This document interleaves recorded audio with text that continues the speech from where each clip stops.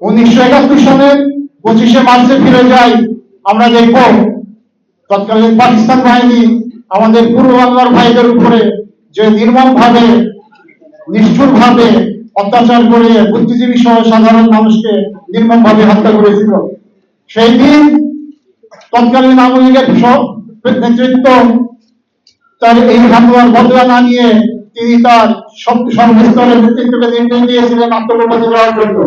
শুধু তাই নয়, তিনি সেই দিন পূর্ব বাংলার 7.5 কোটি মানুষকে মৃত্যুর মুখে ঠেলে দিয়ে তিনি পাকিস্তানে আত্মসমর্পণ করেছিলেন। বন্ধুগণ, সেই দিন সেই হতাশাগ্রস্ত পূর্ব বাংলার 7.5 কোটি মানুষকে বাঁচানোর জন্য এগিয়ে এসেছিলেন তৎকালীন মেজর জিয়াউর রহমান। তিনি যখনই শুনতে পেয়েছিলেন তার পূর্ব বাংলার ভাইদের উপর গুলি শুরু হয়েছে, তাৎক্ষণিকভাবে তিনি বিদ্রোহ শুরু করেছিলেন।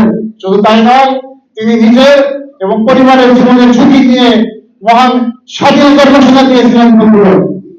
আপনারা জানেন, শুধু স্বাধীনতা ঘোষণা দিয়েই নয়, তিনি সারা বাংলাদেশে সর্বস্তরের সামরিক বেসামরিক মানুষকে উপভোগ করে নিজে রণক্ষেত্র থেকে যুদ্ধ করে বাংলাদেশকে স্বাধীনতা দেখিয়েছিলেন। আমাদের দিয়েছিলেন সেই লাল সবুজের পতাকা। বন্ধুগণ, এর পরের ইতিহাস আপনারা সবাই জানেন।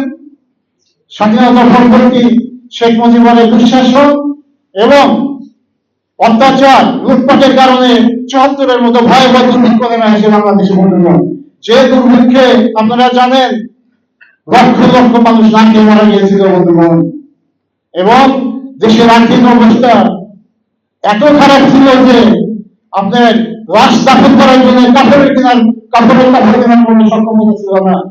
আমরা ইতিহাস পড়ে দেখতে পাই কলা পাতার করে লাশ দাফন করতে রয়েছে, এবং আমরা আরো এখন স্থির চিত্র দেখতে পাই সেদিন মানুষ এবং কুকুর একসাথে ডাল খেতে দেখেছি আমরা। বন্ধুগণ, এরপর আপনারা পরের ইতিহাসে জানেন শেখ মুজিবের মৃত্যুর পর বাংলাদেশ আওয়ামী লীগের নেতৃত্বের বন্ধনের কারণে বাংলাদেশের 4 নেতাকে নির্মমভাবে জাতীয় নেতাকে নির্মমভাবে হত্যা করা হয়। বন্ধুগণ, শুধু হত্যাই নয়, নির্মমভাবে হত্যা করে বাংলাদেশের স্বাধীনতা সার্বভৌমত্ব যুদ্ধের মধ্যে চলে যায়। সেই মুহূর্তে বাংলাদেশের স্বাধীনতা সংগ্রামের ডাকে বাংলাদেশের স্বাধীনতা কর্মী সিপাহী জনতার যাকে সারা দিয়ে বাংলাদেশের নেতৃত্ব দিয়েছিলেন শহীদ রাষ্ট্রপতি জিয়াউর রহমান।